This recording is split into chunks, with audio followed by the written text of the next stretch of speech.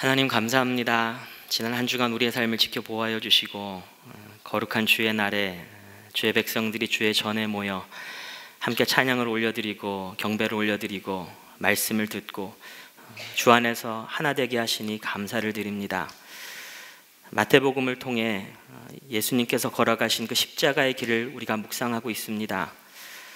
2000년 전 그 골고다 언덕 위에서 우리가 직접 물리적으로 그 십자가를 바라보지 못했지만 이 시간 영의 눈을 열어서 나를 위해 피 흘리신, 나를 위해 짊어지신 그 십자가가 내 삶 가운데, 내 삶의 중앙에 한복판에 다시 온전히 세워지는 그런 은혜를 이 시간 우리 가운데 허락하여 주시옵소서. 예수님의 이름으로 기도합니다.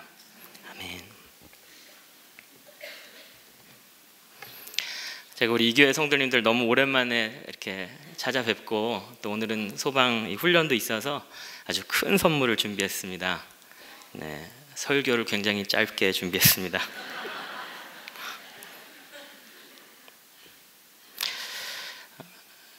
제가 지난주에 저희 청년 리더들과 함께 아우팅을 다녀오면서 한 1시간 가량 운전을 하고 돌아오는 길에 이 차 뒤에서 이 승합차 뒤에서 이 청년들이 주고받는 대화 내용을 들어보니까 딱 하나더라고요. 여러분, 밥 잘 예가 뭔지 아십니까? 밥 잘 예. 밥 잘 사주는 예쁜 누나라고 하는 드라마가 요즘에 있습니다.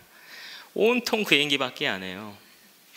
뭐가 이렇게 좋냐 그랬더니 자기에게는 이제 죽은 것만 같았던 연애 세포들이 다시 살아나는 그런 드라마라는 거예요.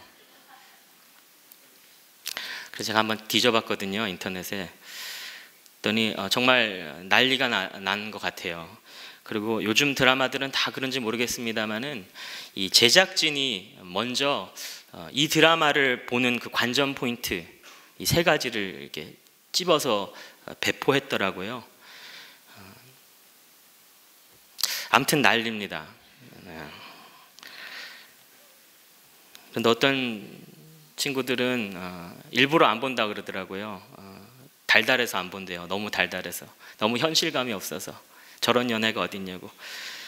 그럼 너도 밥 잘 사주는 예쁜 누나 되라 그랬더니 자기는 그냥 밥 잘 사주는 그냥 누나로만 안다고. 네, 저희 집에는 밥 잘 안 해주는 아내가 있거든요.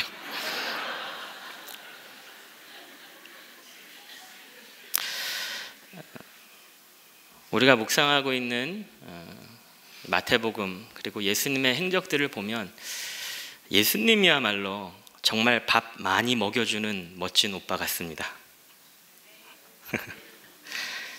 그래서 우리가 십자가를 바라볼 때도 이 관전 포인트가 있는 것 같아요. 그래서 그 3가지를 제가 찝어서 함께 은혜를 나누길 원하는데요. 첫 번째로 우리가 십자가를 바라볼 때 명심해야 될 것은 바로 온 땅을 덮은 어둠입니다. 온 땅을 덮은 어둠. 예수님이 우리를 위해서 십자가 위에서 죽으시던 날 오전 9시에 못 박히셔서 오후 3시쯤 숨을 거두셨잖아요. 그런데 이 십자가에 이제 달리시고 한 3시간쯤 됐을 때 이 백주 대낮에 도무지 이해할 수 없는 그런 일이 일어납니다. 45절에 보니까 낮 12시부터 어둠이 온 땅을 덮어서 오후 3시까지 계속되었다. 한낮인데 갑자기 어두워진 겁니다. 우리를 죄의 노예살이로부터 영원히 구원하기 위해 우리의 어린 양 예수 그리스도가 죽임을 당하시기 직전에 원인 모를 이 어둠이 3시간 동안 온 땅을 덮었습니다. 어린 양의 죽음 이전에 찾아온 원인 모를 흑암. 어디선가 많이 접해본 시나리오 같지 않습니까? 이스라엘 민족을 이집트의 노예살이로부터 구원하기 위한 그 유월절, 그 어린 양을 잡아서 그 피를 문설주에 바르기 전에 그때도 원인 모를 흑암이 3일 동안 이집트 전역을 덮었습니다. 모세가 바로를 찾아가서 이 동족의 해방을 요구할 때 일어났던 그 10가지 재앙 중에 9번째가 바로 흑암이지 않았습니까? 출애굽기 10장에 보면 모세가 하늘에다 그의 팔을 내미니 이집트 온 땅에 사흘 동안 짙은 어둠이 내렸다. 사흘 동안 사람들은 서로 볼 수도 없었고 제자리를 뜰 수도 없었다. 태양은 이집트에서 가장 큰 신이었죠. 라라고 하는. 그리고 그 바로, 그들의 왕이었던 바로는 이 태양신의 아들이었습니다. 그런데 사흘 동안이나 태양이 비치지 않는다는 것은 그들에게 하나님이 죽었다는 뜻이고 바로도 이집트도 끝장이 났다는 그런 뜻이었습니다. 오늘날 21세기임에도 불구하고 세계 곳곳에는 아직까지도 아동들이나 혹은 여성들의 인권이 유린되는 그런 지역들이 많이 있습니다. 그 중에서도 파키스탄에 가면 이 여성들이 남편으로부터 혹은 아버지로부터 받는 산 공격, 그러니까 자고 있는데 얼굴에다 그냥 산을 부어버리는, 그래서 얼굴이 기형이 되고 심지어는 호흡곤란으로 죽기까지 하는 그런 일들이 많이 일어나서요. 2012년에는 이 소재를 가지고 Saving Face라고 하는 다큐멘터리 영화를 만들었는데 아카데미에서 수상을 했습니다. 그런데 이 수많은 파키스탄 여성들의 이야기 중에 이 파크라우 유누스라고 하는 이 여인의 이야기가 가장 유명한데요. 이 여인도 22살 때 남편의 산 공격을 받았습니다. 다행히도 이탈리아로 망명을 하게 됐고 거기서 이런저런 도움의 손길들을 받아서 36번의 수술 끝에 생명을 보존했습니다. 생명은 보존했지만 얼굴은 말이 아니죠. 인생은 망가질 대로 망가졌죠.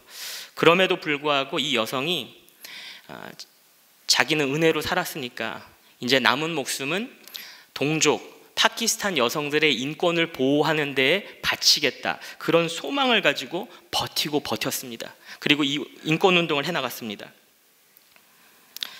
그런데 2012년 3월 이 여인이 결국은 투신 자살을 했습니다. 이유가 무엇이었냐면 이 남편을 고발해서 대대적인 이 수사가 들어가고 이 법정에 서게 됐는데 외무부 장관의 친척이었던 겁니다. 이 남편이. 그래서 무혐의로 풀려난 거예요.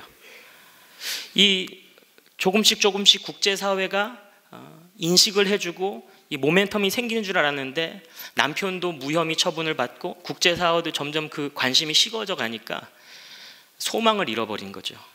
아무런 소용이 없겠구나. 그러면 사람에게 가장 무서운 것이 무엇입니까? 소망을 빼앗아버리는 것 아닙니까?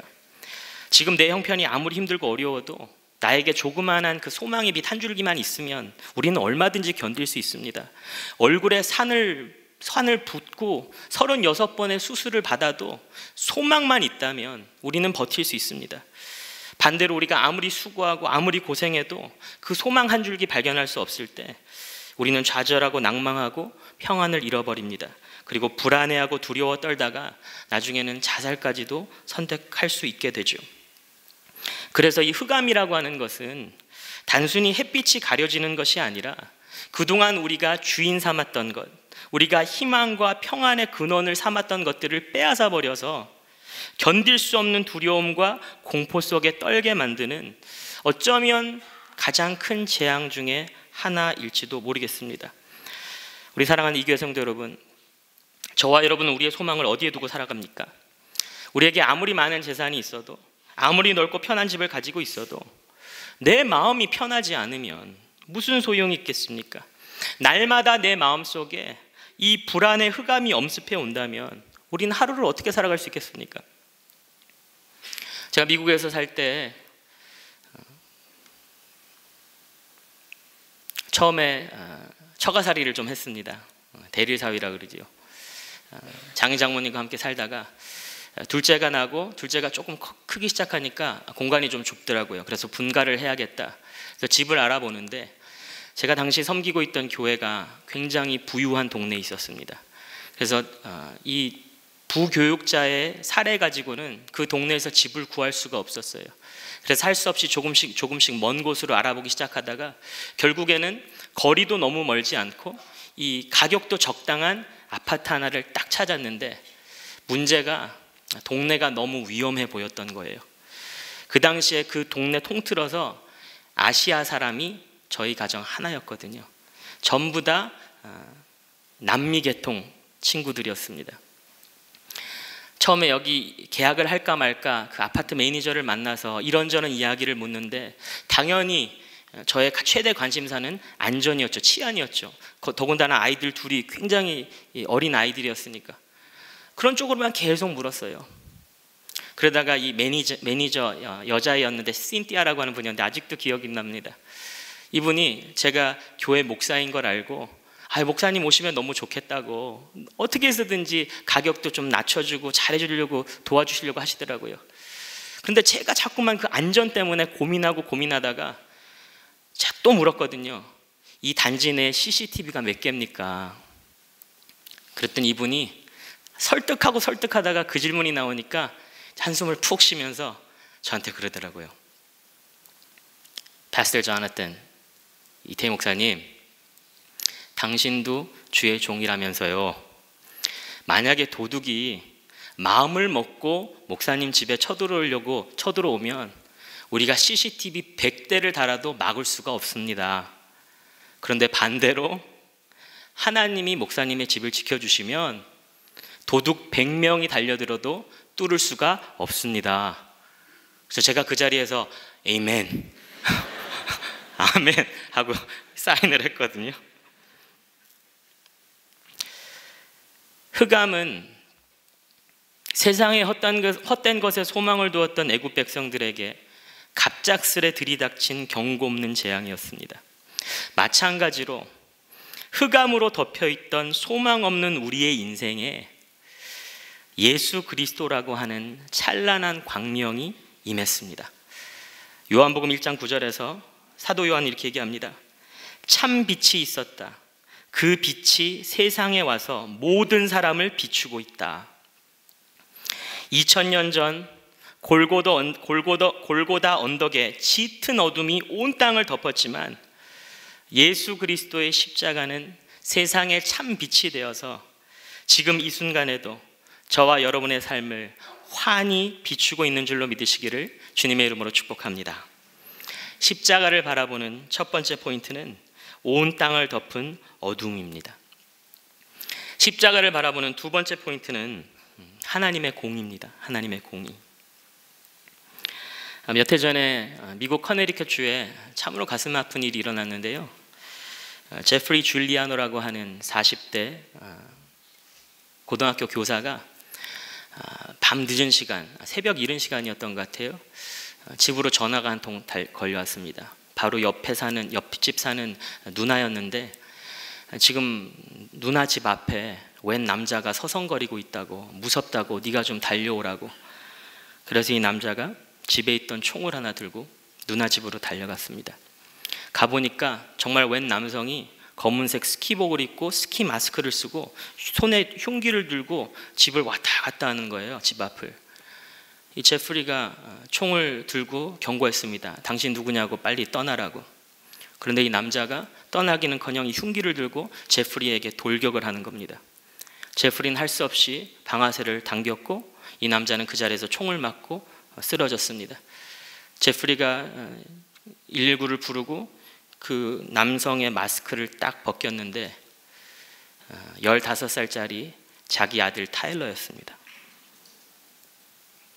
그리고 그 타일러는 거기서 죽었습니다. 여러분, 이 아버지가 평생 동안 간직하고 살아야 될 그날의 그 기억, 그 느낌, 그 죄책감 상상이나 가십니까? 만약에 이 아버지가 본인의 아들이라는 걸 알았더라면 그 방아쇠 안 당겼겠죠. 저도 세 아이의 아빠로서 내 아이가 휘두르는 흉기에 내가 찔려서 내가 죽으면 죽었지 내가 먼저 내 아이를 쏘진 않을 거거든요. 야, 내가 그때 왜 그 총을 들고 나갔을까? 그냥 야구 바트 하나 들고 갔으면 됐을 텐데, 방아쇠를 당기기 전에 아들의 목소리라도 한번 확인해 봤으면, 말 한마디라도 들어봤으면 내가 그거 알아듣고 차라리 내가 찔려 죽었을 텐데. 그런데 문제는 몰랐다는 거잖아요. 그게 자기의 아들이었다는 것을. 2000년 전 갈보리산에서 우리 하나님 아버지는 어떠셨습니까? 46절에 보면 3시쯤에 예수께서 큰 소리로 부르짖어 말씀하셨다. 엘리 엘리 라마 사박다니, 그것은 나의 하나님 나의 하나님 어찌하여 나를 버리셨습니까? 라는 뜻이다. 우리 하나님 아버지는 어떠셨습니까? 밤새도록 짐승처럼 얻어맞고 피투성이가 되어서 나의 하나님 나의 하나님 어찌하여 나를 버리셨습니까? 그렇게 부르짖는 그 절규의 주인공, 정녕 그 목소리가 누구의 목소리인지 모르셨습니까? 다 알고 계셨거든요. 다 지켜보고 계셨거든요. 사랑하는 아들이 피로 물든 십자가에 끔찍하게 죽어가는데도 하나님 아버지는 왜 끝까지 지켜보고만 계셨을까요? 그 이유는 하나님은 그만큼 죄를 싫어하시기 때문입니다. 사랑하는 아들의 고통스러운 죽음을 통해서라도 철저하게 죄값을 받아내셔야 할 만큼 하나님은 죄를 경멸하십니다. 나홈 선지자는 이렇게 얘기합니다. 주님은 질투하시며 원수를 갚으시는 하나님이시다. 주님은 원수를 갚으시고 진노하시되 당신을 거스르는 자에게 원수를 갚으시며 당신을 대적하는 자에게 진노하신다. 십자가는요, 우리의 죄를 적당히 눈감아 주실 수 없는 하나님, 우리의 죄에 대해서 진노하시는 그 하나님의 성품을 보여줍니다. 우리는 그 성품을 공의라고 부릅니다. 오늘날 대한민국을 떠들썩하게 하고 있는 이 미투 운동, 연예계, 예술계, 정치계 쭉쭉 퍼져 있는데요. 이 한국의 미투가 본격적으로 시작되게 된 게 어느 현직 여검사의 폭로 때문이지 않았습니까? 그 여검사의 폭로의 내용이 무엇이었습니까? 어디까지가 진실이고 어디까지가 아닌지는 모르겠지만 적어도 그 피해자라고 주장하는 여성의 폭로에 따르면 8년 전에 어느 장례식을 갔는데 그 당시 검사장이 자기를 추행했다. 그것도 그 당시 법무부 장관이 보는 바로 앞에서.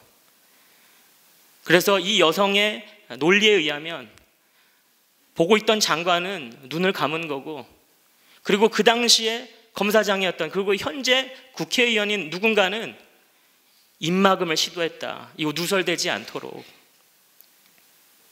만약 이게 사실이라면 왜 대한민국의 공의와 정의를 책임지는 이 검찰이라고 하는 조직 안에서 이런 비열한 눈감음과 입막음이 존재했을까요? 너무 간단하지 않습니까?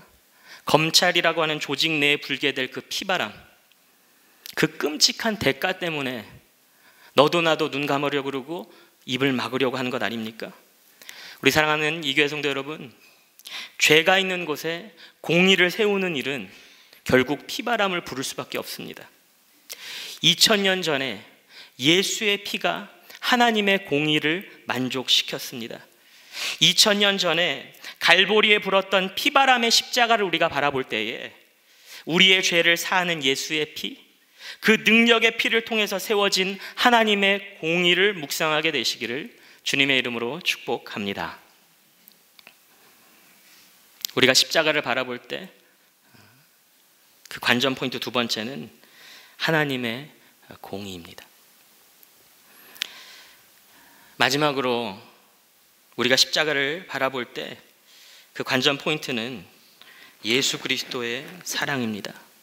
예수 그리스도의 사랑.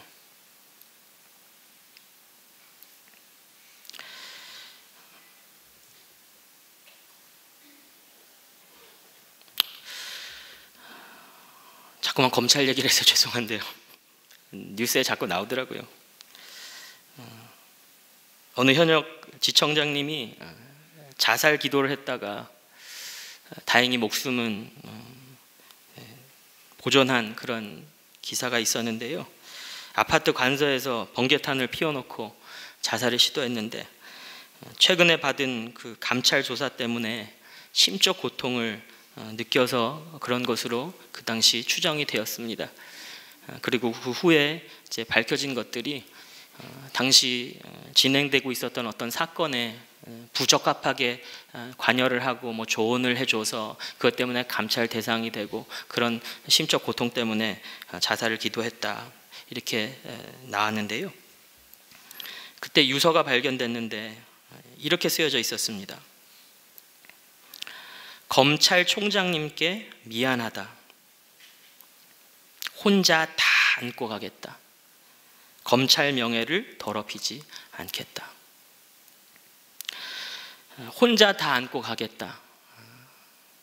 그게 무슨 뜻일까? 사실 생각해 보면 혼자 다 안고 가는 것의 원조는 우리 예수님이거든요. 인류의 모든 죄를 혼자서 다 안고 가셨습니다. 그렇다면 궁금한 것이 그 혼자서 다 안고 가신 그 예수님, 십자가에서 그렇게 처절하게 고통 가운데 하나님과 단절되시면서 우리를 위해 대신 죽으셨을 때 그분의 마음은 어땠을까? 오늘 49절에 보니까 그러나 다른 사람들은 어디 엘리야가 와서 그를 구하여 주나 두고 보자 라고 말하였다.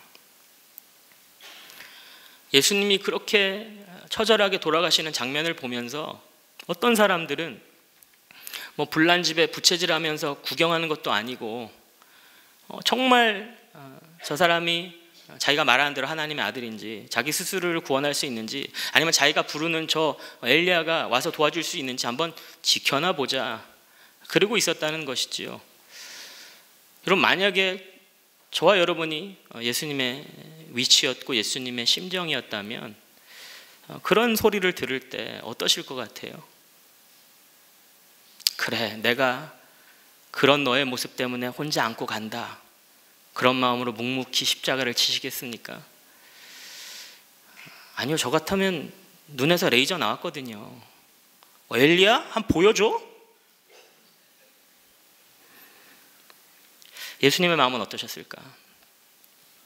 예수님이 십자가에 매달리셨을 때 그 마음은요, 사실 십자가를 지시기 전에 이미 우리에게 예고편으로 보여주셨습니다.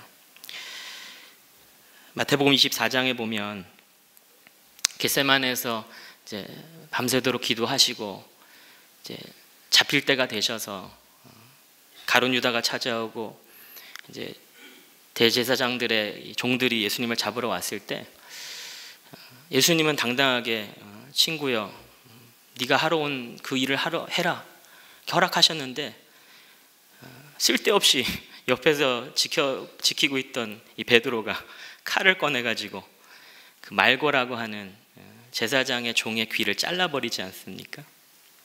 그때 예수님이 그 떨어진 귀를 다시 붙여주시고, 그리고 베드로에게 꾸짖으시잖아요. 그때 예수님 이렇게 말씀하십니다. 너희는 내가 나의 아버지께 당장의 12군단 이상의 천사들을 내 곁에 세워주시기를 청할 수 있다고 생각하지 않느냐?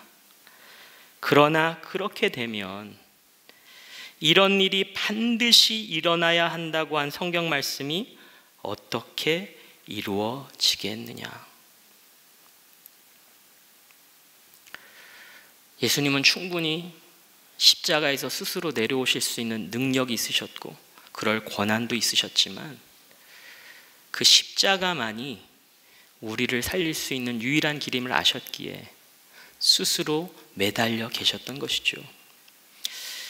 이 예수님의 선택에 대해서 맥스 루케이도 목사님은 자신의 저서에서 이렇게 이야기합니다. 군병들이 예수님을 쓰러뜨린 후 양팔을 벌려 형틀에 대고 대못을 박으려고 합니다.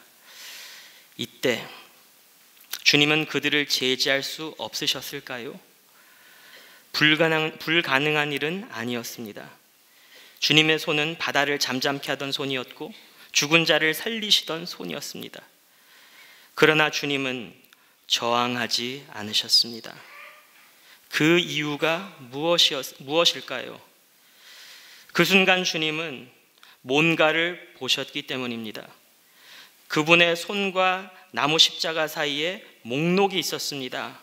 긴 목록이었습니다. 우리의 실수와 정욕, 거짓말, 탐욕의 순간들과 방탕의 세월 같은 기나긴 죄의 목록이었습니다. 주님은 이 죄의 값이 사망임을 아셨습니다. 그래서 주님은 주먹을 움켜쥐지 않으셨습니다. 주님은 우리의 죄를 그분의 피로 덮기 원하셨습니다. 그래서 그분은 못을 택하셨습니다.